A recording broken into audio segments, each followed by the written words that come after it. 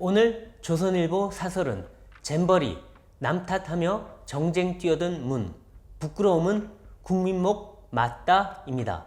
문재인 전 대통령이 새만금 잼버리 대회의 부실 운영과 관련해 사람의 준비가 부족하니 하늘도 돕지 않았다며 국격과 긍지를 잃었고 부끄러움은 국민의 몫이 되었다고 소셜미디어에 썼습니다. 부디 이번 실패가 쓴 교훈으로 남아 대한민국이 다시 일어서길 바란다고도 했습니다. 현 정부를 탓하며 행사를 실패로 규정하고 국격 실추라고 비난한 것입니다. 이번 대회 초반 폭염, 해충 대비나 화장실, 샤워장 문제 등이 불거진 것은 현 정부와 전북도의 책임이 큽니다. 그러나 대회 유치 결정이 이루어진 것은 문재인 정부 때였고 대회 준비도 문정부 5년간 이루어졌습니다. 나무 한 그루 없이 물이 흥건해 부적격지로 판명난 신규 매립지를 대회 장소로 결정한 것도 문정부 때입니다. 대회 관련 예산 상당액이 문정부에서 집행됐지만 배수, 전기 설비를 비롯한 기반시설 공정률은 37% 수준에 머물렀습니다. 그런데 자기 책임은 하나도 없고 모든 게 윤 정부의 준비 부족 때문인 것처럼 말했습니다. 문 전 대통령은 왜곡된 부동산 정책으로 미친 집값을 만들고 소득주도 성장 실험으로 일자리를 없앴으며 탈원전으로 에너지 100년 대계를 무너뜨리는 등 수많은 정책 실패로 국정에 무거운 부담을 남긴 장본인입니다. 그러나 잘못이 드러나도 한 번도 사과한 일이 없습니다. 오히려 5년 성취가 무너져 허망하다. 전문가에게 경제를 맡기면 안 된다며 적반하장으로 나왔습니다. 감사원 감사엔 무례하다고 꾸짖었습니다. 문 전 대통령은 퇴임 때 잊힌 삶을 살겠다, 정치를 떠나겠다고 했습니다. 하지만 퇴임하자마자 소셜미디어에 수시로 일상을 올리고 야권 정치인들을 만나 정치적 메시지를 날렸습니다. 자신의 다큐멘터리를 제작하고 책방 사업까지 했습니다. 최근엔 호남 지역에서 열린 수해 극복 생명위령제에 참석, 생명 안전이 먼저인 세상을 만들 수 있을 것이라고 했습니다. 이달 말에는 청와대에서 함께 일했던 친문 의원들과 만찬을 하며 수도권 민심 대책을 논의할 것이라고 합니다. 정치를 떠난 퇴임 대통령이 왜 총선 대책을 논의합니까? 사실상 정치를 재개하겠다는 뜻으로 받아들여질 수밖에 없습니다. 이토록 노골적으로 정치적 운동을 계속하며 현실 정치에 개입한 전직 대통령은 여태껏 없었습니다. 더 큰 갈등과 혼란이 일어나기 전에 은인자중해야 합니다. 오늘 조선일보 사설이었습니다. 오늘 조선일보 사설은 정치 편향 드러낸 정진석 사건 판사, 누가 판결 믿겠나라는 제목입니다.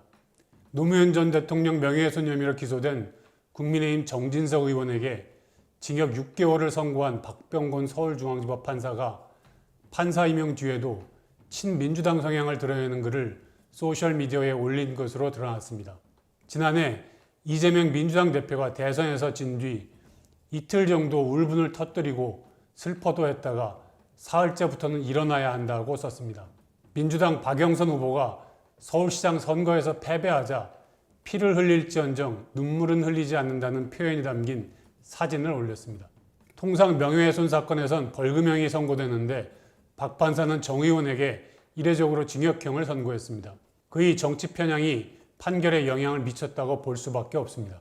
박 판사는 고교, 대학 시절에도 노 전 대통령 탄핵과 한나라당 등을 비난하는 글을 올렸습니다. 하지만 판사로 재직하면서 정치 편향 글을 계속 썼다면 차원이 다른 문제입니다. 정치 중립을 지켜야 한다고 규정한 법관 윤리강령 위반 소지가 큽니다. 박 판사는 지난 2월 서울중앙지법에 배치된 후 이런 글을 지웠다고 합니다. 스스로도 문제가 있다는 걸 의식했을 겁니다. 10여 년 전에도 한미 FTA 비준 동의안이 국회를 통과하자 한 판사는 뼛속까지 친미인 대통령이란 글을 올려 논란을 빚었습니다. 각하새끼 짬뽕 등으로 대통령을 비하한 판사도 있었습니다.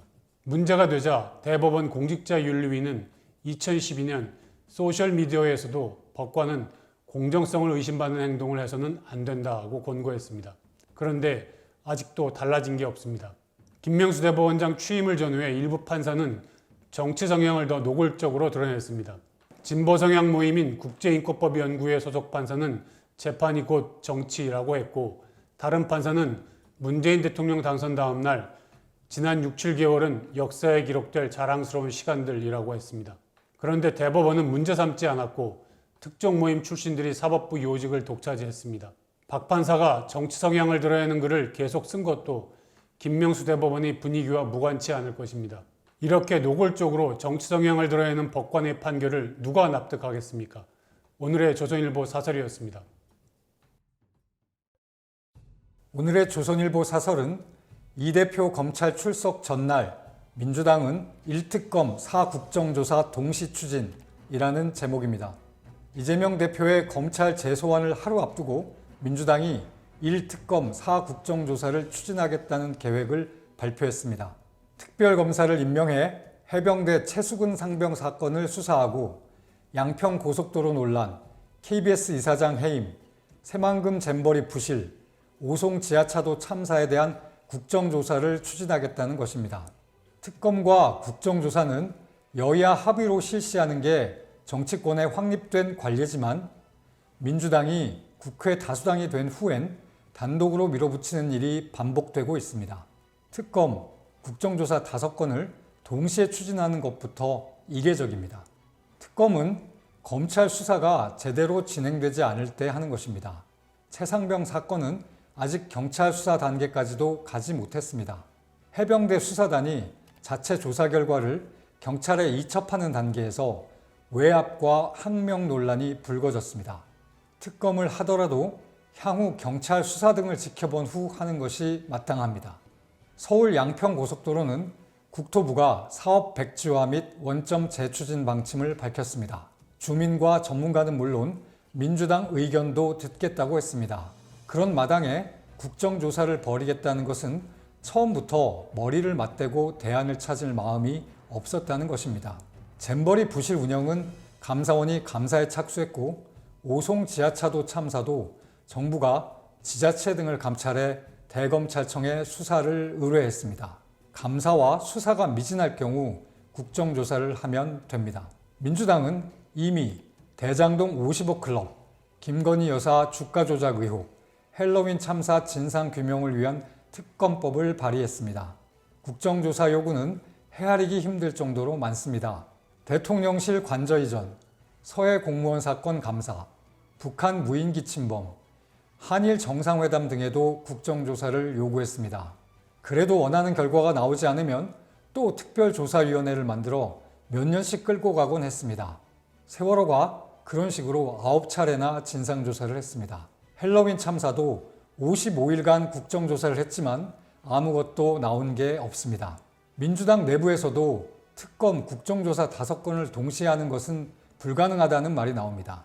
그러니 백현동 쌍방울 사건으로 검찰에 다시 소환될 이재명 대표의 방탄용이라는 소리를 듣는 것입니다. 오늘의 조선일보 사설이었습니다. 오늘 조선일보 사설은 중국 내 감금 탈북자 2,000명, 대한민국은 한 명도 빠짐없이 받을 것입니다.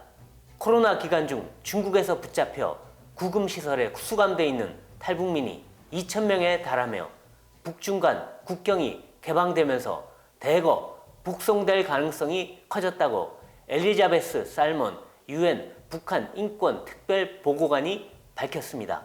3년여 봉쇄됐던 북중 국경은 최근 신의주, 단둥, 무산, 남핑 등이 부분 개통됐고 중국은 일부 지역 변방대 시설을 증축하는 등 송환에 대비하는 것으로 알려졌습니다.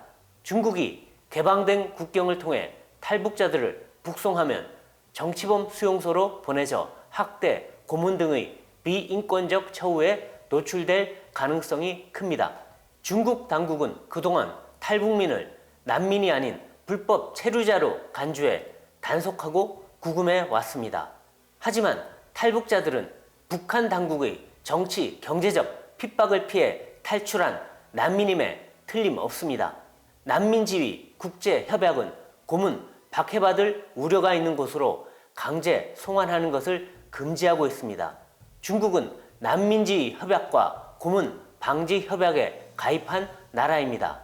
탈북민 강제 송환은 이런 국제 인권 협약들을 어기는 일입니다. 문재인 정부는 김정은과 정상회담을 성사시키려 북한 주민과 탈북민 인권을 철저히 외면해 왔습니다. UN 북한 인권 결의안에 4년 연속 불참했고 북한 인권재단은 6년간 표류시켰습니다. 대북 전단은 법까지 만들어 금지했습니다. 2019년엔 귀순 의향서를 쓴 탈북 어민 2명을 안대를 씌우고 포승줄에 묶어 강제 북송해 국제사회에서 반인권적 조치라는 비난을 자초했습니다. 그 후 탈북자 수는 20분의 1로 급감했습니다. 한국으로 가도 언제 송환돼 죽을지 모른다는 공포감이 컸을 것입니다. 김용호 신임 통일부 장관은 한국행을 희망하는 탈북민을 전원 수용할 것이라며 중국 정부의 협조를 촉구했습니다. 정부는 유엔 안보리 상임이사국이자 유엔 인권이사회 이사국인 중국이 탈북민 인권을 유린하는 북송 조치를 하지 못하도록 더 적극적으로 설득해야 합니다. 유엔 기구와 국제 인권단체 등과 협력해 다각적 조치를 강구해야 합니다. 9월 항저우 아시안게임 때까지 골든타임을 놓쳐선 안 됩니다. 오늘 조선일보 사설이었습니다. 오늘 조선일보 사설은 장갑자 배치, 특공대 순찰, 보여주기 치안으론 흉악범 못 막아라는 제목입니다. 대도시 번화가에서 묻지마 테러가 잇따른 가운데 서울 신림동의 야산 등산로 인근에서 30대 남성이 대낮에 여성을 흉기로 때리고 성폭행한 사건이 발생했습니다. 신림동 흉기난동 사건이 벌어진 지 한 달도 안 돼 비슷한 장소에서 또 흉악범죄가 벌어졌습니다. 범인은 손에 끼워 쓰는 금속 둔기를 준비했고 방범 카메라 없는 사각지대를 골랐다고 합니다. 범행 현장은 야산 중턱이지만 시민들이 많이 찾는 공원 인근입니다. 전 세계에서 가장 양호한 치안을 자랑하던 우리 사회의 안전신화가 무너지고 있습니다. 이번 사건은 경찰이 사상 최초로 흉악범죄 대응을 위한 특별 치안 활동에 들어간 상황에서 발생해 더욱 충격적입니다. 경찰은 분당 흉기난동 사건 이후 전국적으로 다중밀집 지역에 하루 평균 1만 2천여 명의 경찰관을 투입하고 있습니다. 전체 경찰관 10명 중 1명이 범죄 예방 업무에만 매달리는 셈입니다.